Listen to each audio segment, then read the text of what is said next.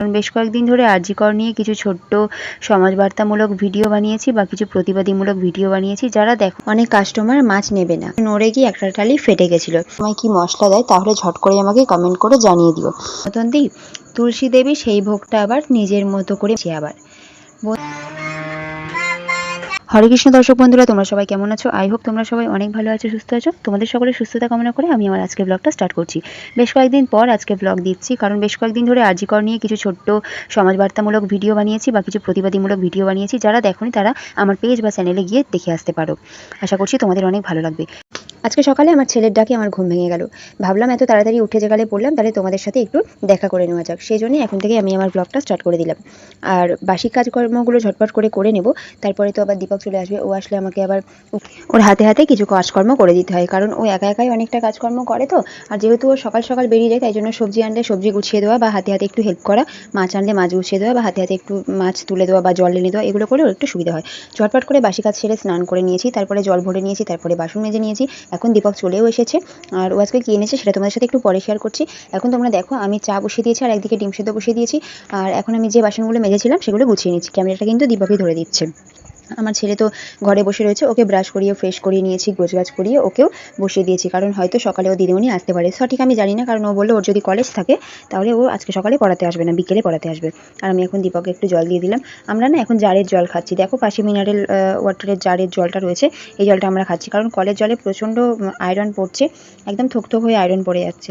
আর চাটা প্রায় হয়ে গেছে, চাটা নামিয়ে ফেলবো। আর কালকে সকালে একটু দুধ ফ্রিজে রাখা ছিল, সেই দুধটাকে আমি আজকে সকালে গরম করছি। জানি না কালকে দুধ আজকে খাওয়া যায় কি, আমি এমনিতে খাবো না, মানে এই দুধটাকে আমি ছানা বানিয়ে ফেলবো, দেবো। আর একদমই অল্প দুধ আছে, তাই অল্প একটুই ছানা হবে।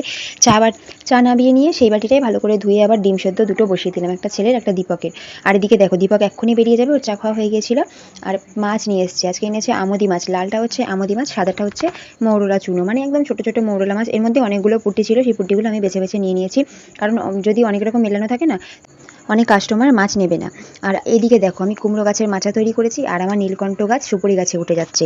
নীলকণ্ঠ গাছটা কিন্তু খুব সুন্দর ঝাঁকড়া হয়েছে। নীলকণ্ঠ ফুল হবে না কি হবে জানি না, মানে নীলকণ্ঠই তো বলে, অপরাজিতা বলে, অনেক সময় নীলকণ্ঠও বলে, কী কালার ফুল হবে আমি ঠিক জানি না। ওই যে আঙুল দিয়ে দেখাচ্ছি, কাঠবিড়ালিটা আসছে, তার ওই সাইডে দেখো কতগুলো কুমড়ো গাছ হয়েছে, মানে 4টে কুমড়ো গাছের দানা লাগিয়েছিলাম, 4টেই গাছ বেরিয়েছে। তার মধ্যে এখন তো মাছা না করে দিলে গাছগুলোকে টালিতে তোলা যাবে না। আগের বারে আমি টালিতে তুলেছিলাম কুমড়ো গাছ, টালিতে তোলার ফলে টালিটা মানে অনেকটা নষ্ট হয়ে গেছিলো। ওই কুমড়ো ডাল টানার সময় না টালি একটু নড়ে গিয়ে একটা টালি ফেটে গেছিলো। আর এদিকে আমার পুঁইশাক গাছটা বেচারা, একদম যায় যায় অবস্থা। আর অনেকটাই বেলা হয়ে গেছে, ছেলেকে পড়িয়ে উঠলাম, সকালবেলা ও দিদিমণি আসেনি।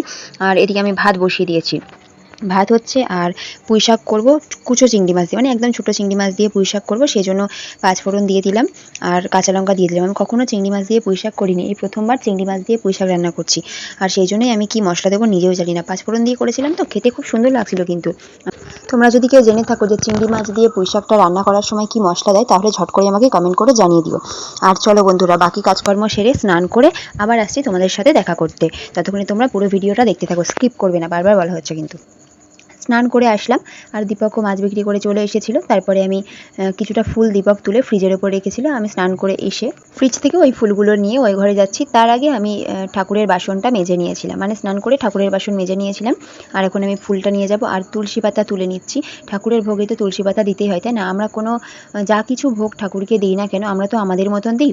তুলসী দেবী সেই ভোগটা আবার নিজের মতো করে, মানে ঠাকুরের মনের মতো করে ঠাকুরকে পরিবেশন করে, সেই জন্যই ঠাকুরের ভোগে তুলসী পাতা দিতে হয়। এটা যে জানো না সেটা কিন্তু জেনে নাও, এটা কিন্তু খুব গুরুত্বপূর্ণ একটা বিষয়। আমরা দিই ঠিকই তুলসী পাতা, কিন্তু কেন দিই সেটা কেউই জানি না। আর এখানে আমি ঘরে চলে এসেছি, ঘরে এসে আমি বড় মাকে মালাটা দিলাম, তারপরে বড় মাকে ফুল দেবো, আর বড় মাকেও পুজোটা দিয়ে দেবো। সব ঠাকুরকে জল মিষ্টি দিয়ে নেবো, তারপরে নিজেরা খাওয়া দাওয়া করে তারপরে আসছি আবার। বন্ধুরা আজকে তো সকালবেলা বললামই যে দিদিমণি আসেনি ওকে পড়াতে, বিকেলবেলা আসবে। বিকেলবেলা ও 5:30 6টার সময় আসবে, তাহলে তখন থেকে 7:30 8টা পর্যন্ত পড়াবে। আমি তো ওকে আর সন্ধ্যাবেলা গান করাতে পারবো না, সেই জন্য এখনই ঝট করে একটু হারমোনিয়ামটা নিয়ে বসে পড়লাম। তাছাড়া স্নান করার পর আমার ছেলেকে একটু হারমোনিয়াম নিয়ে বসতে বলেছিলাম, ও নিজে নিজে যা পেরেছে করেছে, আমি দেখার সময় পাইনি তখন। আর এখন ও আবার গান করছে। তো চলো বন্ধুরা, আমার ছেলের গানটা তোমরা দেখতে থাকো। ও নিজে নিজে যা পারছে করেছে, আর আমি একটু দেখিয়ে দিয়েছি কেমন হয়েছে। তোমরা কিন্তু অবশ্যই কমেন্ট করো।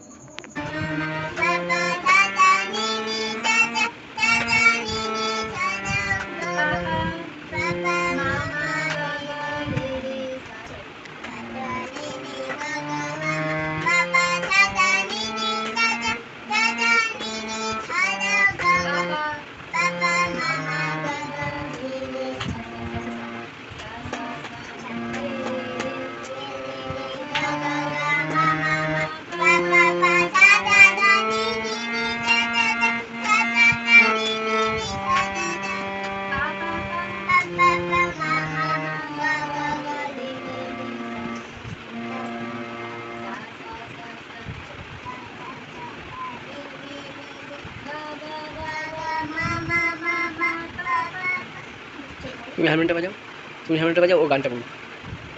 তুমি হারমোনিয়ামটা বাজাও, ও গানটা বলো।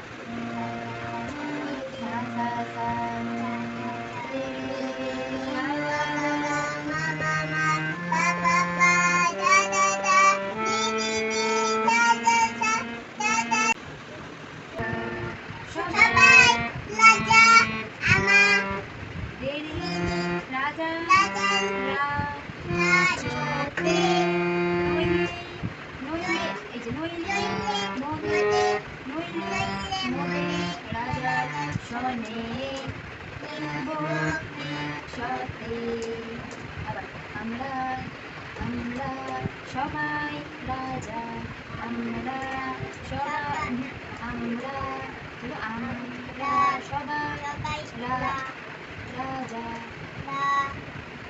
বাহ বাহ বাহ বাহ বাহ বাহ বাহ।